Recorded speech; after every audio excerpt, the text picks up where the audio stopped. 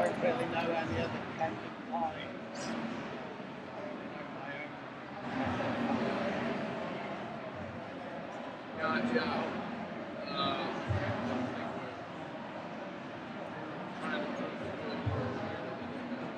Great. Very welcome, ladies and gentlemen, to the second lecture of today's Who Do You Think You Are DNA lecture series, sponsored by FamilyTreeDNA and organised by Debbie and myself on behalf of ISOGG, International Society of Genetic Genealogy. These lectures are being recorded and they'll be available on YouTube, so take whatever notes you like, but you can always come back and revisit any of these lectures by simply Googling YouTube DNA lectures, Who Do You Think You Are 2015, and you'll find them there. Now, Debbie is an Honorary Research Associate at the University College London, an avid genealogist who's been researching her family tree for over a decade. She has written 2 books for the History Press. One is DNA and Social Networking, and the other one is the Surnames Handbook.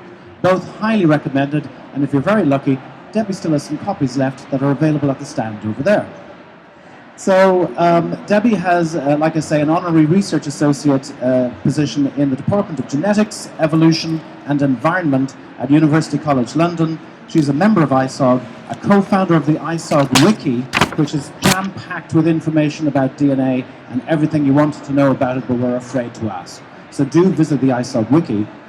She also she runs the Cruse One Name Study through the Guild of One Name Studies, and is the administrator of the Associated Surname Project at FamilyTreeDNA. She is also the administrator of the Devon DNA Project, so if there's anybody with Devon ancestry, talk to Debbie about it afterwards, and the mitochondrial haplogroup U4 Project. And she also writes the very popular Cruse News blog site. So please give a big welcome to Debbie Kennett. Okay, thank you very much, Morris. Now, before I start, I have got a handout for this talk, so if you want to make a note of the link there, and that's got all sorts of useful links, and any of the links that I'm mentioning in the presentation will be on that handout.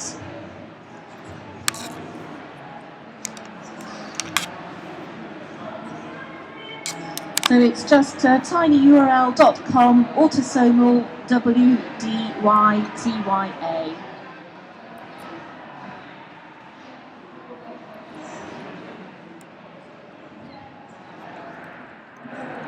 Has everyone got that?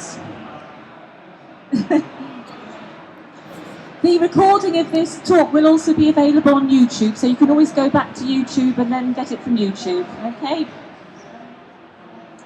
So before we start, how many people in the audience have taken an autosomal DNA test? Can we have a show of hands? So who hasn't taken an autosomal DNA test? It's about 60-40, I would say. And of those of you who have taken an autosomal DNA test, how many of you have tested with FamilyTreeDNA? And how many have tested with Ancestry? And how many with 23andMe? So it's their mixture. Okay, right.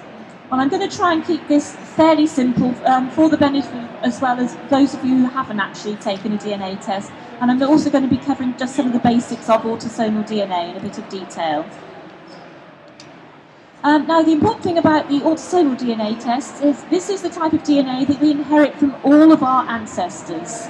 So the autosomal DNA test covers all of our family lines, but it's most effective for taking our family history research back about 5 or 6 generations. But the problem with the autosomal DNA test is when you get a match, it could be on any one of those family lines, and then it's really up to you to go back to your paper records and try and work out where the connection is. With DNA testing, it's generally best to take a test if you've got a particular hypothesis to test. If you've got, say, 2 people and you're not sure if they share the same great-grandfather, or if you want to work out whether someone is a sibling or a half-sibling. But it can be fun just to take a test to go into a database and just to see who's going to turn up and who you match. But if you do that, then it's much more of a, I would say it's much more of a long-term investment, and it's really dependent on the databases and who's in the database at the time that you take a test. But it's a long-term investment, and the value of your investment grows because you just keep getting notified of matches as the databases grow in size. With the current state of the market, we have a choice of 3 different testing companies. 23andMe were the first company who introduced this cousin finding type of test, and they started in November 2009. Their test is primarily a health test, and the problem that we find when people test with 23andMe is that when you communicate with your matches, a lot of them just don't want to correspond because they're not interested in genealogy. They're much more interested in the health reports that they've got, and some of them don't even want the contact. But nevertheless, they do have a massive database, 900,000 people in their database, but it is about 90% in the US. FamilyTreeDNA were the next company to launch an autosomal DNA test, and theirs launched in February 2010, shortly after the 23andMe test. And the FamilyTreeDNA database is primarily a genealogy database. They're just a genealogy company. They're not interested in health. And the nice thing about the FamilyTreeDNA database is it's a worldwide database. They sell their tests in virtually every country of the world. It's only countries like Sudan and Iran and Iraq where they can't physically sell the kits because of customs problems. So they have a really nice international database, but the primary focus of when they first launched was Y-DNA and mitochondrial DNA. So people have then gone on to order the family finder test. So if you've got ancestors looking for relatives in Russia, Poland, you could find people from all sorts of nationalities in their database. And the other good thing about FamilyTreeDNA, although it's a smaller database, it's got a much higher percentage of British people than any of the other companies at the moment. It's about 70% US, but the British are the next largest segment in the database. Ancestry are the new players on the block. They launched an autosomal DNA test back in 2012, but they only launched it in America. So they launched it in the UK in January this year, and when they launched it in the UK, at that time they had 800,000 Americans in their database. So if you test with Ancestry at the moment, it's about 99% US, but obviously because they are a big company, they've got the big marketing pool, the value of that test probably will grow over time. But it's going to take a while again for that database to grow in size. If you're a genetic genealogy junkie like me and some of the other people here, we test with all three companies. If you're just trying to look for genetic cousins, then you just don't know where that match is coming from, and especially if you've got for somebody like an adoptee or a foundling who's trying to reconnect with their biological family, you just don't know which database you're going to find the match in. Now the other possible drawback with Ancestry, as you can see, the Family Finder test from FamilyTreeDNA is actually the cheapest test. Ancestry, when they launched in America, they launched it at a low price, and then 3 years down the line, they introduced a subscription, so that if you wanted to see the family trees of your matches, you then had to pay, if you didn't currently subscribe to Ancestry, you had to pay an extra $49. That doesn't apply at the moment, but I would imagine that once their database grows, you will have to pay an extra subscription to maintain that contact with your matches, unless you just have the genealogy subscription with them anyway. Now, FamilyTreeDNA are the only company that would accept results from other companies. So if you have tested with AncestryDNA, you can do a free transfer to the Family Finder database. The free transfer gives you your first 20 matches for free, but then you have to pay a fee. It's $39, which is about, I think it's about £25, to unlock the rest of your matches. If you tested with 23andMe when they were selling their version 3 chip, which was from November 2010 to November 2013, you could also transfer your results to the FamilyTreeDNA database. 23andMe launched a new chip in November 2013, and the new chip is not compatible. So anyone testing with 23andMe now, they can't do that transfer. But if you did want to be in all 3 databases, the most cost-effective option would be to test with 23andMe, test with Ancestry, then do the transfer. But if you're looking at, say, testing a hypothesis and you want to know, do these people share the same great-grandfather, then the most cost-effective option is to test through FamilyTreeDNA, because it's half the price, essentially. Oops. My clicker has stopped working here. Can I do it from the...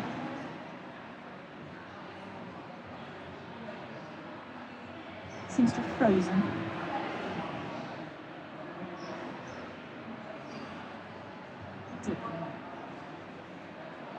Yep, okay, so when you get your results, this is what you would expect on the on your Family Tree DNA homepage. You've got a list. This is actually my results here, and you can see you've got your. The most important part of this is the page where you've got your matches. But the first thing that I would recommend that everybody does, if you haven't done this, make sure you do it. Can you see in that top right-hand corner there that little gear icon? And that is where all the settings are. Make sure you go into that section, and when you're in there, you've got all the genealogy information. And the most important part is this page where you can list your surnames, the surnames that you're researching. Because if you put your surnames there, if your surname matches someone else in the database, then that will show up in your match list. And it's usually a good idea as well to put a little bit more information. I've put the parish and I've put the county there so that it's easier for people to identify where my lines are from.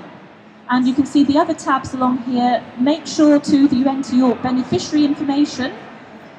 When you test with Family Tree DNA, you can nominate someone else to look after your account in the event of your demise. And if you get an elderly relative to test, make sure you get them to fill that section out, because with DNA, the results carry on working. It's a record that is still going to be available in 50, 100 years' time, but people need to have access, the descendants need to have access to those records. And you've also got the various account settings and the privacy and sharing tab there. You can set those to whatever level you feel comfortable with. Oops.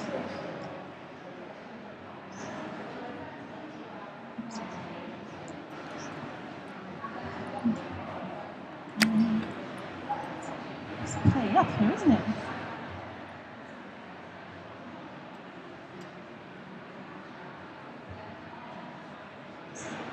So what's your thoughts? Whoops. No, it's the next one.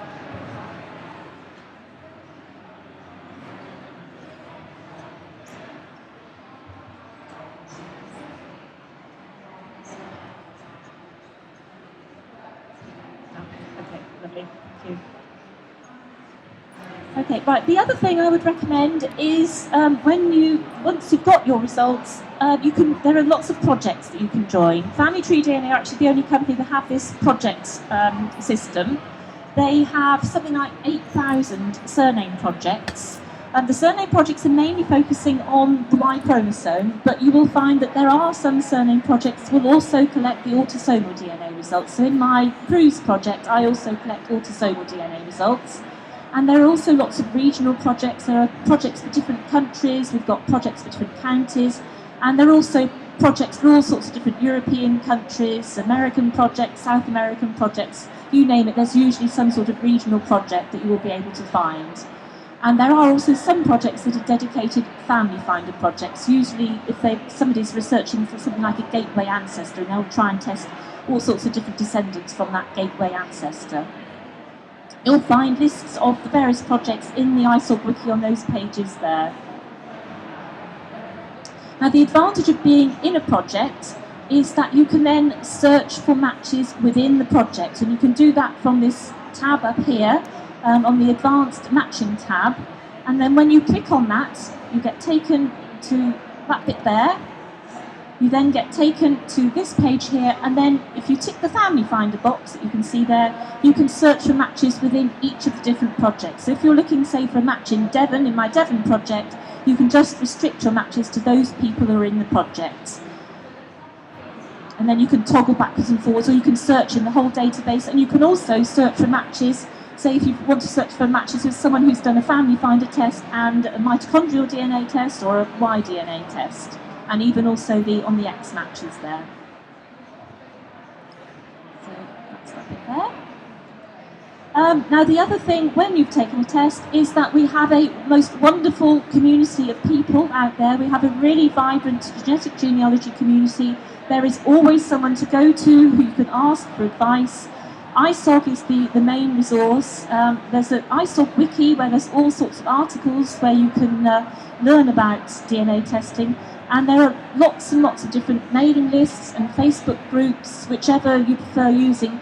If you've got a question to ask, if you go to any of the groups, any of the Facebook groups, you will always find someone who's able to answer the question. And it's a very, very fast-moving science. The best way to keep up with what's going on is to follow some of the genetic genealogy blogs, and you'll find a list in the ISOGG Wiki there. So let's get back to basics. What exactly is autosomal DNA? In every cell in our body, we have 23 pairs of chromosomes, and one pair of those chromosomes are the sex chromosomes. If you're a female, you will have 2 X's, and one from your mum and one from your dad. If you're a male, you will have an X from your mum and you will have a Y from your dad. But the other chromosomes are what are called autosomes, and the important thing about the autosomes is they get shuffled up and they recombine with every generation. So you get 50% of your DNA from your mother, 50% from your father, but the DNA that you receive from them is like a patchwork of DNA from all 4 of your great-grandparents. So it's a shuffled up combination of DNA from all your different ancestors. So although you get 50% from your mother, 50% of your father, these statistics are averages, and you can see that the amount of DNA that you get, it is diluted with each generation, but also there are variations with those averages. So although the expected amount is 25% from each grandparent, we have had examples of people who've received 32% from one grandparent, and then they might have only got 18% from another grandparent. So you can see there's actually quite a wide range, which makes the relationship predictions much more complicated the further back in time that you go. But the test is really most effective really for the last 5 or 6 generations. Now this is my genealogical tree. I've tried really hard to research all my different family lines as well as I possibly can, but I've still got gaps in my tree. And I'm hoping that eventually that with some of these tests I will be able to get through some of those brick walls. But I've also tested, as well as testing myself, I've tested my parents. So this really shows the range that the test covers. But by testing my parents, it actually takes me back 1 more generation on that tree. And some of these lines I can take way, way back, and others I've just brick-walled in the... I've got a great-grandfather, I've just been unable to even find any record of his birth there. But as well as having a genealogical tree, we also have a genetic tree. And with our genetic tree, what we find is that as you go back through the generations, we have genetic ancestors who start to drop off our tree. So at this level here, you would expect to have DNA from every single one of those ancestors. But once you get out to these outer reaches, there comes a point where you just do not inherit DNA from that particular ancestor simply because of the random way that the DNA is inherited. So again, this is another reason why it's always important to test the oldest person in each generation, because if you test your parents, you will get better coverage here. If you test grandparents, you will get the coverage here. And also it's best to test a variety of people as well, which I'll explain in a minute. Now, if you are trying to take a test to prove a hypothesis, it's important to remember the limitations of this test. If you were to test 2 second cousins, they would match 99% of the time. Second cousins will share enough DNA in common to show up as a match. In theory, it is possible that second cousins shouldn't show up as a match. We've not yet had a reported case. But with third cousins, it's only 90% of third cousins that will show up as a match. And when you get out to fourth cousins, only 50% will show up as a match. So you may find that you've got a well-documented family tree, you test a fourth cousin, just because you don't match, it doesn't mean that there's anything wrong with the tree or there's been any sort of NPE in the line. It's just because of the way the DNA is inherited. But the ironic part is that although you don't you only match about 50% of your fourth cousins because you've got so many more of those distant ancestors. When you take one of these tests, you will find you will have a few matches with recent cousins, and most of your matches will be with the fourth cousins, 50 distant cousins. So everyone will end up with lots and lots of different matches. You will have a chromosome browser that you can use to look at the regions where you match. This is one of the limitations of the AncestryDNA test. They don't actually have one of these chromosome browsers, and I think this is actually a really nice educational tool to help you understand the way that the DNA is inherited. So essentially we have the chromosomes always come in pairs. You get one chromosome from your mum and one chromosome from your dad. But the important thing when you look at this chromosome browser, it is showing you a segment on only one chromosome. And unfortunately, computers are not very clever at the moment, and they can't tell you whether that segment that you've got comes from your mother or from your father. So that's where you have to go back to the genealogy research, and you then have to try and work out which line the match is on. And one term that you will often hear with autosomal DNA testing is this term IBD, identical by descent.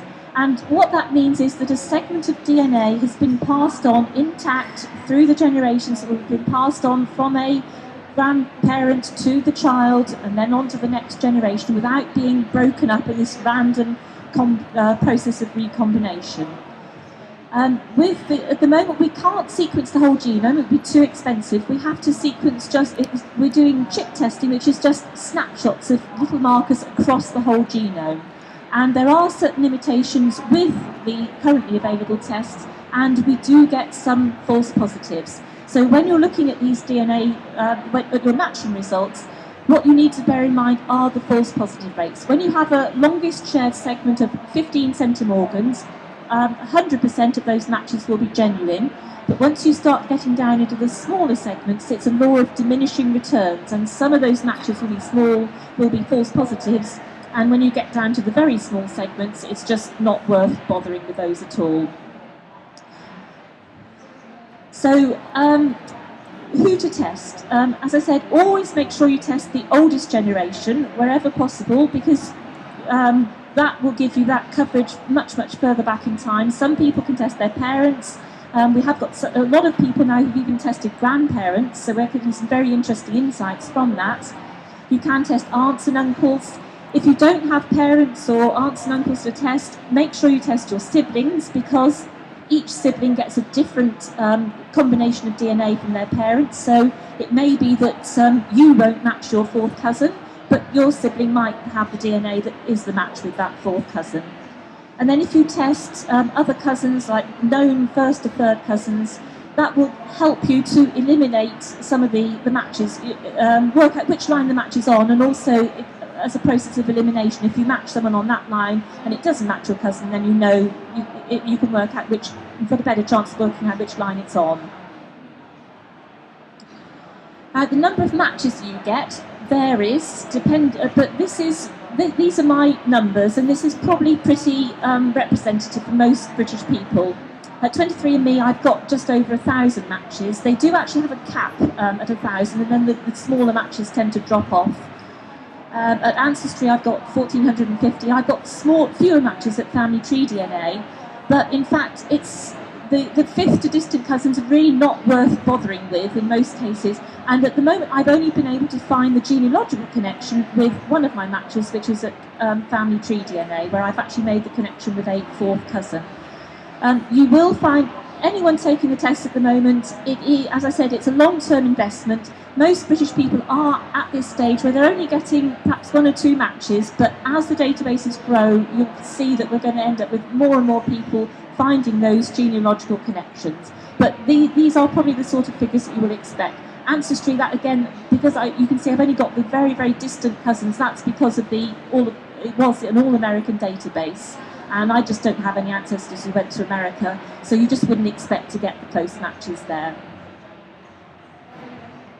So when you've got your results, the first steps are to look for the shared surnames in common, and especially if you've got a rare surname in common with one of your matches. And also look for the shared geographical locations. If you've got ancestry from Devon and you match someone from the same parish in Devon, then it's a good clue to investigate. And it's really only worth, in the first instance, concentrating on matches with your closest predicted relationships, so the fourth cousins and closer. You could spend a lot of time trying to correspond with 50 distant cousins and getting absolutely nowhere. And some of those will actually be in that false positive range anyway. When if you've got hours and hours of your free time, then you may want to contact everyone, but most of us just don't have that amount of time available. And you can sort the matches and only focus on the matches where the longest shared segment is at least 10 centimorgans or possibly even 15 centimorgans. Sometimes you can drop it down to perhaps 7 centimorgans, but it's only worth looking at the lower ones if you've got, say, a surname in common or the geographical location in common. Most of the time you'd just be chasing rainbows looking at the very small matches. And always ignore any small segments under about 5 centimorgans because those are just random noise. We could have a whole lecture explaining why that is the case, but just take my word for me on that. And most of all, be patient. No one 5 years ago would have dreamed that such a test would be possible where you could actually go into a database and find matches with genetic cousins in this way. So we are all pioneers, and the value of this type of test will grow over time. And we're going to have all sorts of problems that are going to be resolved through DNA testing. And we will reach a stage where people can take a DNA test and actually probably get a complete family tree almost from the DNA test because so many other people have tested and they get the result instantly. I find it very helpful to download my list of matches, and you can do this. You can see at the bottom there, you can download your matches into an Excel spreadsheet. And I find it easy to have all the matches in a spreadsheet because it's much easier to scan through a spreadsheet. And you can then sort the spreadsheet and you can sort them out by relationship, or you can do searches for surnames, you can do searches for locations, you can sort them by the longest shared segments. And you can also use a spreadsheet to manage your contacts with your matches and keep a record of who you've contacted. The other thing I do is look at the email addresses of the people I match. Again, with all the companies, you've got this problem where there's a large number of Americans in the database, and the connections with those are generally in the 1600s, where you just haven't got a chance of finding the connection. But if you look at the country codes, there are lots and lots of Australians testing, lots of Canadians, and they all have really good trees. Australians especially, they always know whereabouts they're from in the UK. They're really, really keen on testing. And then also look for the British ISPs. I happen to be Google and AOL with my addresses, so it's not foolproof, but it is quite a useful clue. And especially if you match someone and they haven't even put up a family tree, it's always worth contacting them if you think they're in the same country as you. Now, as the databases grow, we will find that people take a test and they will get matches with very close relations sometimes. This is a wonderful story of Michelle Rooney, who was a foundling. And she was literally put in a carrier bag and thrown out with rubbish. And someone heard the little baby crying, went out and managed to rescue her. And 30 years later, she took a DNA test and she went into the family tree DNA database, and she had a match with a first cousin. And from the match with the cousin was able to look at her family tree, and she identified her uncle, who seemed to have all the circumstances seemed to fit. He was in the right place at the right time, and she thought this uncle might possibly be Michelle's father. So the uncle took a test, and then it came back as a parent-child match. So that really demonstrates the power of these DNA tests. There are people taking tests who are finding matches with half-siblings they didn't know about. There are even people taking tests, adoptees taking tests, who sometimes find matches with their biological parents. It's very rare at the moment, but we will see more and more of this happening in the future. For my own part, this is the story of my match. You can see here, this is the match page, and if you've entered your ancestral surnames, you will get the list of surnames here. And this is actually my dad's matches, and you can see that's me at the top, so you can see that fortunately I happen to be my father's daughter, We didn't have any hanky-panky there. But it does also happen that some people do test and they find they are not there, not quite what they expected to be. And one of his matches here, if you're lucky, this is how it works when it works well. You will get the surname that you're interested in that will really stand out on the match list. Here you can see all this person's ancestors were in Canada, and this surname Cruse is my maiden name and my father's name, and it immediately leaped out of the page at me.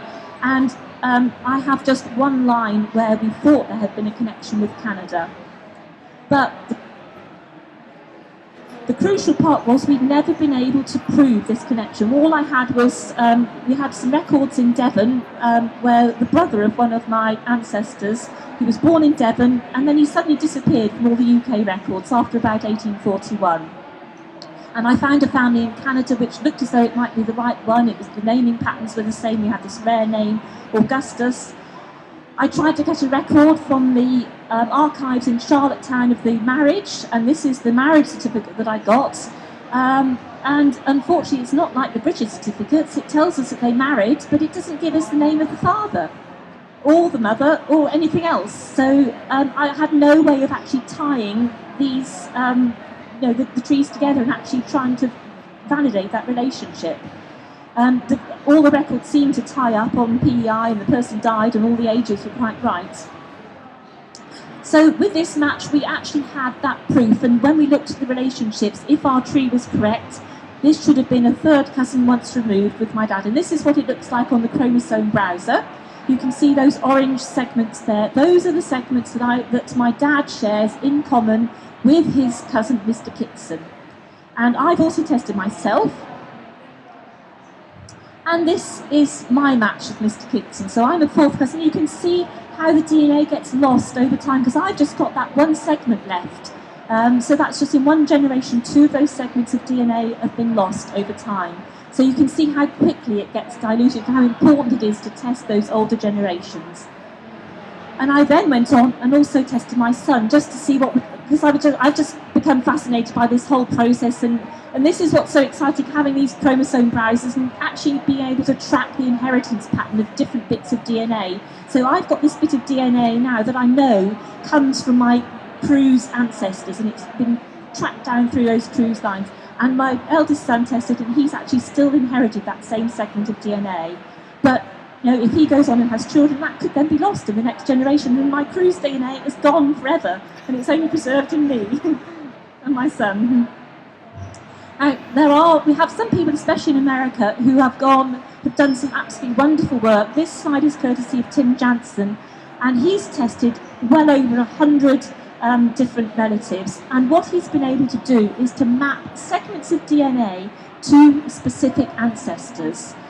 So you're at a stage where you can reconstruct a genome. So if someone matches Tim Janzen, and you say you have a match with him on chromosome 11, this particular segment of DNA, he can tell you immediately, oh right, well we're descended from my ancestor Paul Youngman.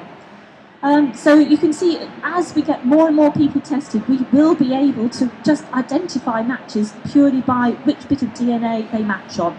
This is not for the faint-hearted, what he's doing. It's really hard work, it takes a lot of time, lots of spreadsheets, but one day perhaps that process will all be automated for us, but I don't think we're there quite yet.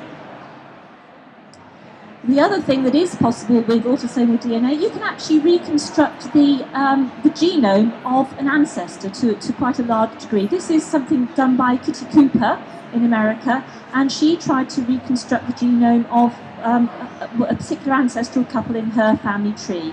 And she tested lots of different people, and you can see that they each have different bits of DNA from that ancestral couple who lived back in the 1800s.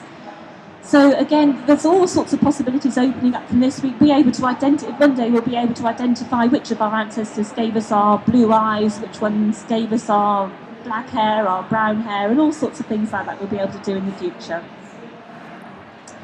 I'm just going to cover briefly some of the tools that you can use. This is the In Common With menu, and this is very helpful if you've tested other relatives. So I've tested my mother and my father, And if I have a match, I can see who I match in common. And in this case, you can see this person matches, that's my dad. And then we've got 4 other people who also match in common with as well. And then we can compare them directly from this page in the Chromosome browser. And these are those same people matching in the Chromosome browser. And you can probably just see this bit here. We have 2 people there who match on exactly the same segments of DNA, and whereas this other person here matches on a different segment. And when you get lots of people matching on the same segment, we call that that's a triangulated segment. And if you get lots of people matching on the same segment, what you can then do is you can all compare your family trees, and it's much easier having 3 or 4 family trees to compare to try and identify a common ancestor rather than just one tree. That sort of process is probably still in its infancy. A lot of the Americans are using that technique, but at the moment I'm finding I'm only getting fairly small segments of the matching, and they're all quite distant. But that's something that's going to become more and more useful as we progress. The other thing you can use is this family finder matrix, which essentially does pretty much the same thing, and you can just plug in the names there, and it will give you this matrix like this that would tell you who matches who. So in this particular case, I've got these people match each other, but this person doesn't match anyone else, and that's the person who had that segment that didn't triangulate and didn't overlap. This is what we're now entering to slightly more advanced territory, but if you wanted to, you can download your raw data and put it into a spreadsheet, and you do this from your Chromosome browser view, and it's that little bit at the top there, and download all your matches, and you can put them in a big spreadsheet like that. And this is the same data, but you can see here these are the segments, and they're all represented here. If you wanted to go on and do chromosome mapping, if you wanted to do really advanced stuff, this is what you need to be doing, and then you can assign segments to your paternal side or your maternal side. Here, that's my dad, and I match all these people, and they match my dad, so I know now that all those segments are handed down to me on my father's side. That would be the subject of a whole separate talk, and you'll find presentations online that cover that. There are a couple of very good third-party websites that you can use for your data. Ged Match is probably the easiest one to use. When you look at the website, it doesn't actually look very much there, but it's a way of comparing results from all three testing companies. So if you've come across a cousin and you've tested at Family Tree DNA and they've tested at 23andMe, you can get them to upload their data there and share their data with you, and then you can see if you match. At the latest figures I heard, they had something like 80,000 DNA kits in their database. So not everyone uses them, but they have a wonderful range of tools that you can use. And also, if you test something like a third cousin, sometimes we get false negative matches. So if you have someone who doesn't match you and you think they should match, you can actually check in here just to see if they happen to fall under the matching threshold, and it may still be a connection. This is what it looks like once you've registered and signed up with an account, and there's all sorts of tools on here that you can use. There are, you can see if your parents are related. There are also all sorts of advanced analysis tools as well, and phasing tools, all sorts of complicated things like that, and a whole selection of admixture tools that you can experiment with. And the other nice site, this is really, again, probably for more advanced users, but if you're familiar with using with the triangulation process, the DNAGEDCOM site is a very, very useful website, and it's got something called the Autosomal DNA Segment Analyser on it, this is a free service. It's been designed by somebody who was actually an adoptee trying to do his own research and to do all this triangulation process.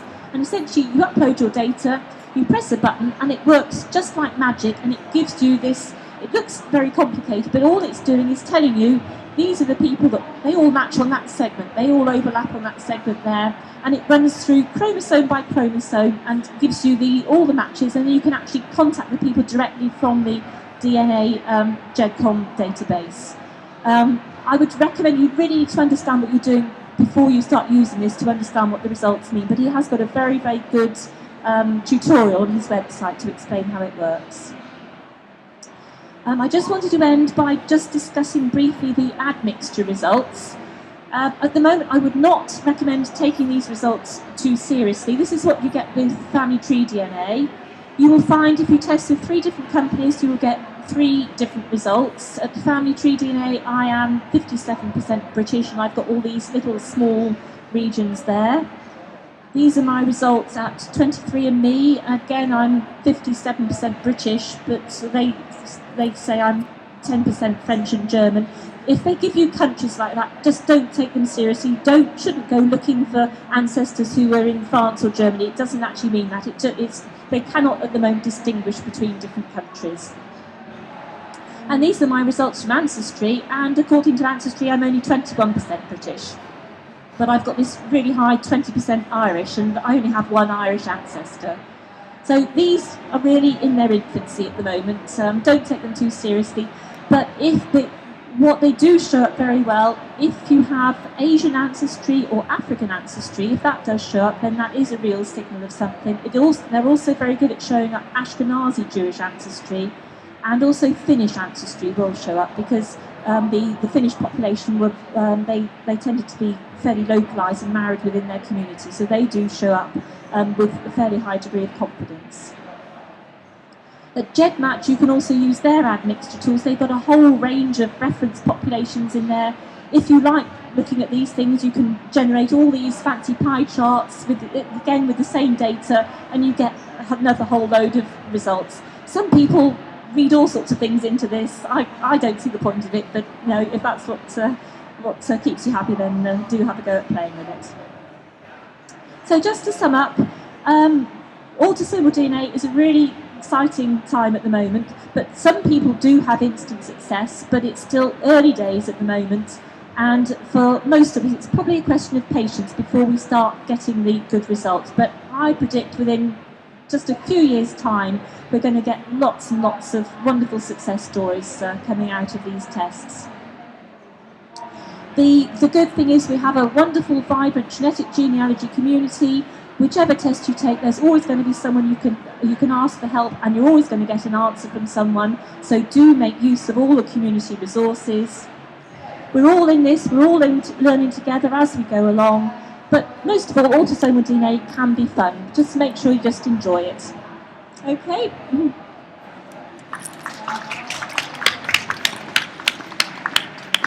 Thank you very much, Debbie. Okay, questions?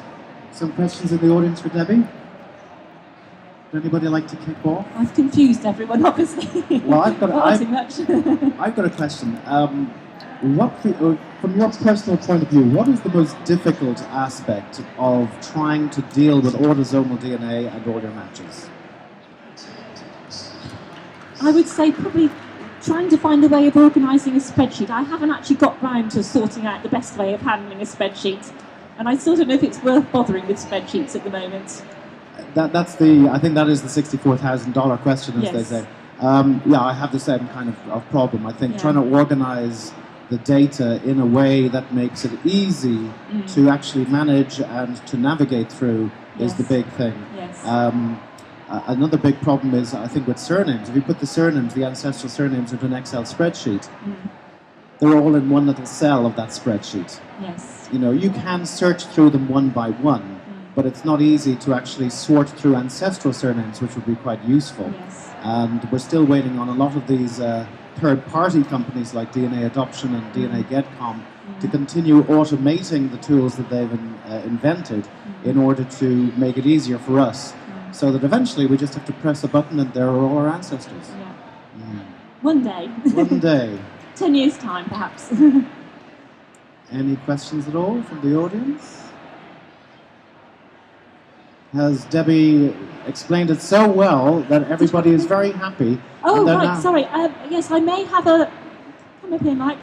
Can I give these away? Okay, so, right, we actually have 2 free kits here from Ancestry.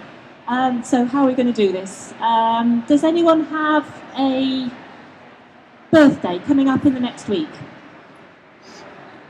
1 week. Oh, that's fantastic. Right, we have 2 people. Okay, so we'll have early birthday presents. Happy birthday. Any other questions at all? Oh, I'm very glad. There we go. One question. Sorry, put put the first one up again, just so that we get the tiny URL reference at the bottom of the slide, and a question here at the back. It's just that I took my mother into doing the mtDNA, but probably it would be a very good idea to upgrade it onto the autosomal so that we can start to get the chromosome matches. Yes, that would be... Sorry, I didn't hear the question. This gentleman has brought the DNA test, the mitochondrial DNA test for his mother, but he's thinking now, following your presentation, that it would be useful to upgrade it to an autosomal DNA test so that you're not just getting the mother's line, you're actually getting all of those ancestral lines. Yes, it would be useful. The thing with autosomal DNA, it actually uses a lot, when they do the testing, it uses up a lot of DNA. Family tree DNA do actually store the DNA, and you can order upgrades, but I would still recommend getting that test done now while you have the chance, because there have been cases where people have got DNA stored and they've tried to go back and order a test at a later date. It's mainly with the very early tests and they haven't been able to do it, but it's still worth doing while you get the chance. You can do that from the same account, so you don't have to. Sorry, let me come down to you with the microphone so we can hear what you're saying. The test was only a year ago, so it should be okay.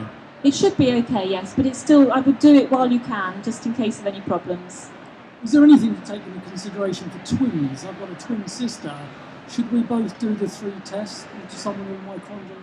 Are you you're non-identical twins? Fraternal twins. Yes, okay, yes, that would be helpful. If you haven't got parents to test, then it's the same as siblings, essentially, and your twin will have different segments of DNA to you and will match with different cousins to you. 75% of the DNA is shared with twins, I think? With siblings, it's complicated because instead of having half identical regions, you have 75% of your regions are half identical, and then you have 25% where you actually match on both chromosomes. It doesn't actually show up on the chromosome browser, but it's an interesting thing to sort of explore with siblings. That's how we can tell the difference between full siblings and half siblings as well. Another question here at the front. On behalf of my wife, actually, she's a double cousin, so 2 sisters married 2 brothers, so her mum and dad and her cousin's mum and dad are brothers and sisters. Yeah. So I assume that must make it closer. Yes, I've got the slide here somewhere.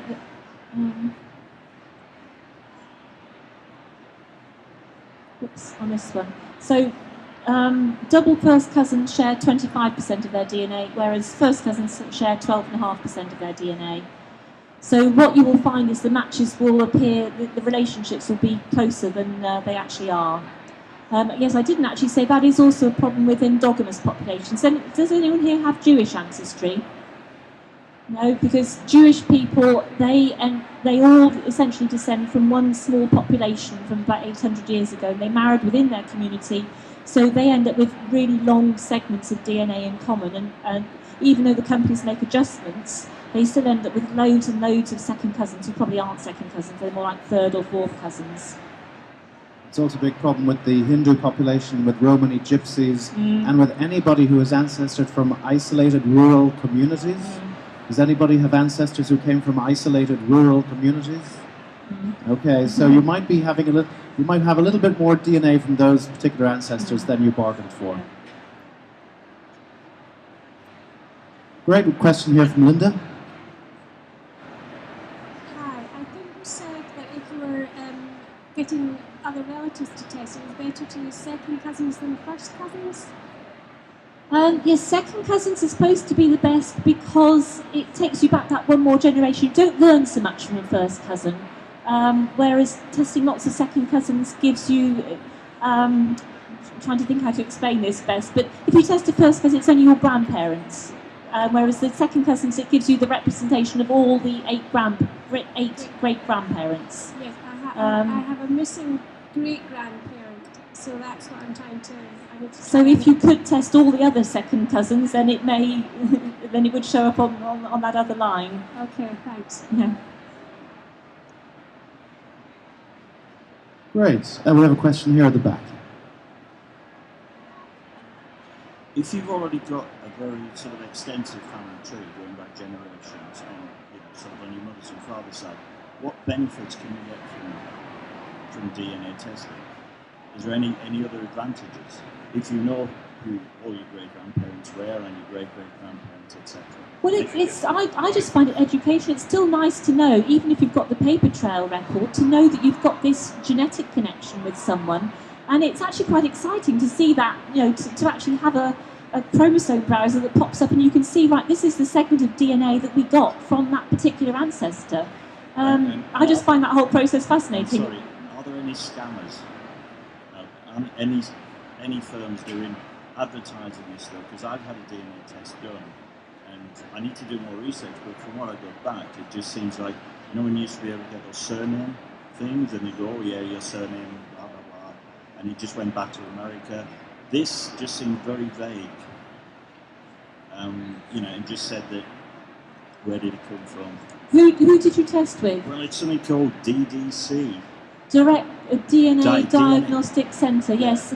There are a lot of companies out there that are selling tests that have no application for genealogy. If you want to do a test for genealogy, you have to test with a genetic genealogy company where they have a matching database, because that's the value of the test, with the matching database. So it's either Family Tree DNA, 23andMe, or Ancestry, where you get a matching database. Otherwise, the test doesn't mean anything at all. This particular one only had 144 markers on the autosomal DNA. Oh, right, okay. Whereas Family Tree DNA is 750,000. Yes. So you're comparing 50,000. Yeah.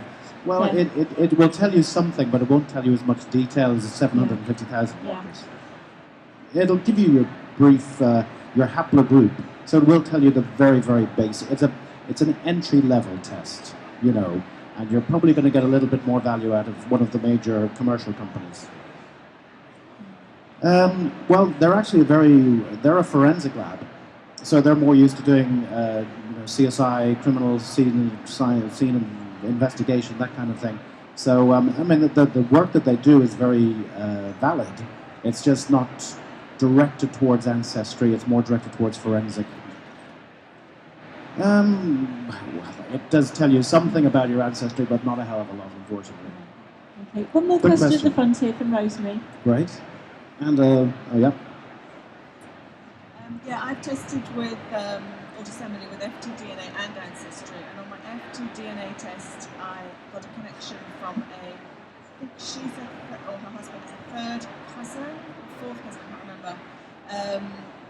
But when she emailed me, it was obvious, because I'd researched this tree, and it was obvious where we connected, so I didn't learn very much. I was able to fill in a few gaps for her, but I didn't learn very much. But would there be any benefit into going on to the FTDNA website and seeing which other people we both share? I haven't done any sophisticated matching, sort of triangulation. Would there be any benefit in taking that a bit further? Yes, you could do the process of the in common with matches and see who you and the third cousin match as well. And then maybe you would find other connections on that line. Yes, that could be helpful. And in fact, the more known relatives that you match with, the easier it is to then work out which lines the matches are on. Yeah. Great. Well, we've come to the end of our allotted time for questions, unfortunately. But fascinating discussion. Thank you very much for the questions. And thank you very much to Debbie Kennett. Fantastic presentation.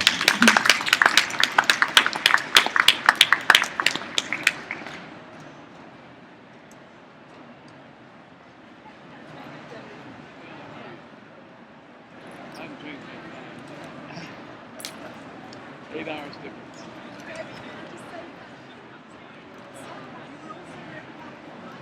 So it's early morning.